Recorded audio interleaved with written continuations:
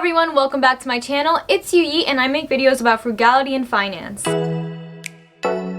Alright, don't forget to like this video and subscribe to my channel to help me reach my 2021 financial goals, specifically getting monetized on YouTube, which is most of what I'm actually going to be talking about today. Although I started my channel primarily focused on my debt-free journey and wanting to share that with other people who are in similar situations, I definitely see a benefit in treating YouTube as more of a business than a hobby now, which is a mindset that has really changed for me in the past month or so. And I just want to explain why my viewpoint has changed and what I'm going to try to do to make this goal a reality. Alright, so in June 2020, I uploaded my first YouTube video because I had considered making a channel for a while, and for the past few years it's just been a thought that's been in the back of my mind, but I never really thought about it seriously because I was so restricted by the thought of being embarrassed if anyone else found out that I had a YouTube channel. Specifically thinking of the judgment that I would get from my peers who may think what I'm doing is ridiculous. But after I started living on my own, I really immersed myself in watching YouTube. I watched a bunch of cooking videos, a bunch of personal finance videos when I started my debt-free journey, and I soon realized that most of my entertainment came from YouTube, and because I was so immersed in that world, I really felt like I was starting to understand it. So the buildup of me immersing myself in consuming YouTube content and the thought in the back of my mind saying, maybe I should just try it and go for it, eventually culminated in me actually making my channel. So obviously, from the moment I started posting on YouTube, I knew that there was a possibility of monetization eventually. And yes, that was a small goal that I had when I first started my channel. I love the idea of passive income, especially after consuming all of this finance content from YouTube. But I knew that it wasn't gonna be a quick thing to build at all. I knew it would take a lot more work, but I figured that once I put my first video out, it would be easier to start making more content and getting better and better at it. And hopefully, if you've seen my channel from the beginning, you will have seen some improvements. If not, let me know how I can improve and I will take your constructive criticism and apply it to any of my future videos. Now, for most of the time that I've had my channel, there's a bird outside my window. I'm sorry if you can hear that. Oh. Okay. For most of the time I've had my channel up on YouTube, I've been of the mindset that it is my hobby. The primary motivation for this type of hobby mindset was that I did not want to put any pressure on myself to try and go above and beyond expectations with all of the other stuff I have going on in my life. But since I enjoy it so much, I make time to create these videos despite the fact that I'm doing it for free in a way. The quote in my last reaction video where Destiny Adams says that once you find something that you would do for free and you can profit from it, that's amazing. I am enjoying doing this for free. It's not bad, but I also know that I have to be practical, and the hobby mindset is not terrible. I do still feel that way. YouTube is fun for me. It's a creative outlet that I've never had before. I've never really been an artist. I've never really been committed to playing instruments or sports or anything like that.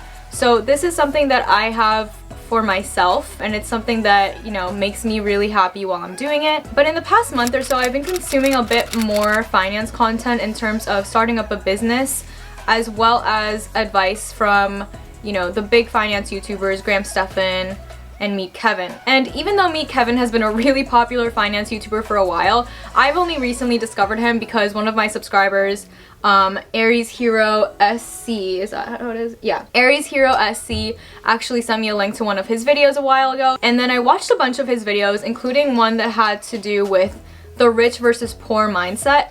And one of the things that he talked about is that rich people think of hobbies as investment, while poor people refer to hobbies as hobbies. That take was really interesting to me because it kind of changes the way that you perceive how you spend your time, and it almost makes your time a bit more valuable if your hobby is considered an investment. Specifically calling it an investment, I think, does something to your brain where it values the importance of this action, of this process, of this project, where you try to actually make it the best that it can be for yourself or for your future.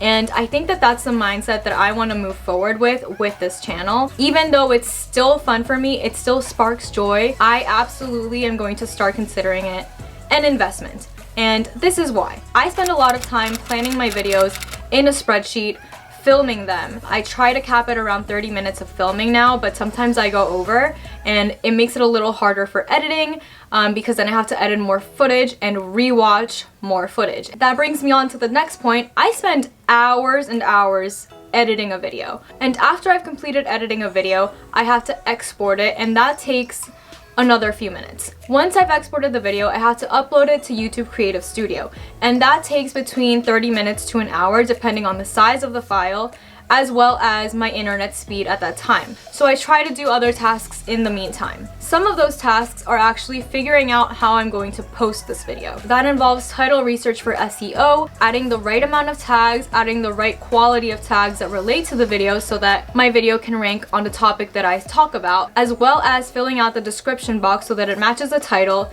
matches the tags, and includes valuable information regarding that video, as well as information related to my channel or previous videos, or a link to a free financial template that you can use that can allow you to achieve your financial goals, as well as any information on the music that I have on the video. Once I've completed that, I have to figure out what my end screen is, so what video you'll see pop up at the end of the video, any cards that show up above my head so that you can click on and watch a related video based on the specific word or topic that I'm talking about. So it's not just film, cut a few things, and upload. There's a whole process that you have to go through to create a video and put it out into the world. And once I put my video out into the world, I try to do some marketing. So that has to do a lot with the thumbnail. If the thumbnail is bad, it won't make people want to click on it. So it has to be a little bit clickbaity, but not so much that it has nothing to do with what I'm talking about in the video. So then I put on my graphic designer hat, which is very small because I'm a terrible artist. So creating thumbnails is actually really difficult for me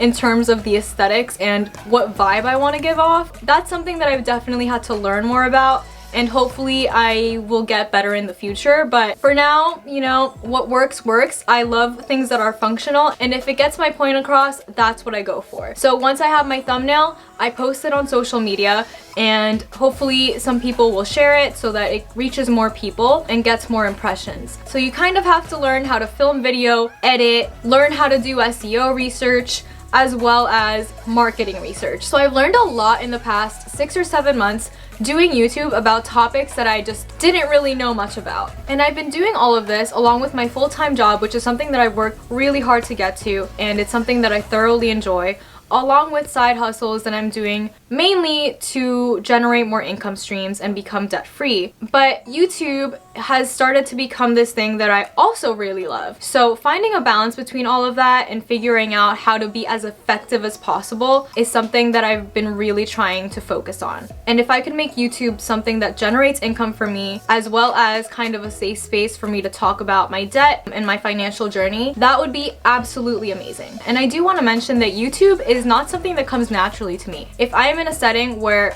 it requires me to be an extrovert, I will do it, but I will not feel super comfortable doing that. And YouTube is another one of those things, right? Even though I'm talking to a camera, right now I'm also feeling the pressure of people watching this eventually and then picking apart the little things that I say, which as long as it's constructive, go ahead, but it's definitely something that's, you know, in my mind. And I really try to be as transparent as I can be on my channel, but obviously I have to think about what I'm going to say and present in public because this is me, this is my image. And having my face at the forefront of my YouTube channel is a huge deal for me because I'm someone who has social media accounts on private, but if I know that something that I say is going to help other people, such as my peers or people who are in similar situations, I think it's absolutely worth it that I say what I need to say in order to help them out. Now, really quickly, I want to talk about the threshold for YouTube monetization. Currently, the goal is to have 1,000 subscribers and 4,000 watch hours in the past 12 months.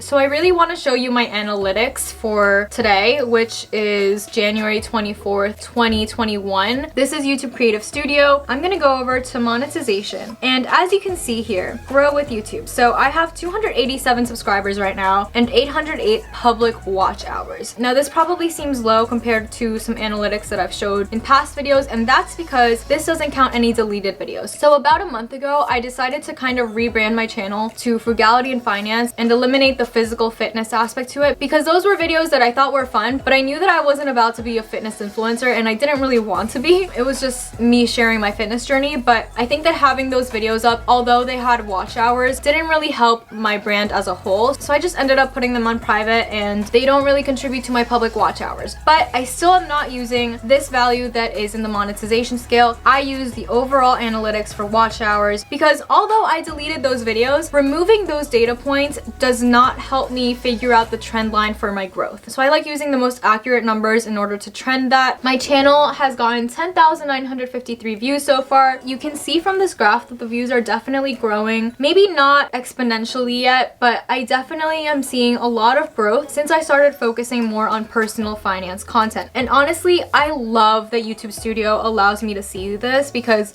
I am huge on analyzing data. In fact, it's a lot of what I do at work, so this is really fun for me. Now, if I go over to watch time, I have 862.4 watch time hours right now. Clearly a big difference from what was in the monetization tab, and that's why I like to see it because it's just accurate. It shows me how much my channel has actually grown. I also liked using this more even before I deleted videos because the monetization tab only shows the watch hours that you have up until the day before yesterday, so it's not even that accurate then. So this is including watch time hours for yesterday as well as any watch time hours I got from deleted videos. As you can see, in the past 48 hours my views have been 257, which I honestly think is kind of low, mostly because this video right here, the $146,000 in student loans, that video is wildly popular on my channel. It has, I think, almost 2,700 views now, maybe more. It used to generate about 60 views a day in December, and then that all went down. So I'm not gonna rely on that for views, and I'm glad that it's kind of going down because it means that I need to be more effective with the videos that I do put out that are more recent and have an overall better quality. Because if you watch this video, I would love the watch hours, but if you watch it, you're gonna see a big difference in quality, and that's not necessarily something that I want to promote. And yeah, it's just really nice that YouTube gives you all of these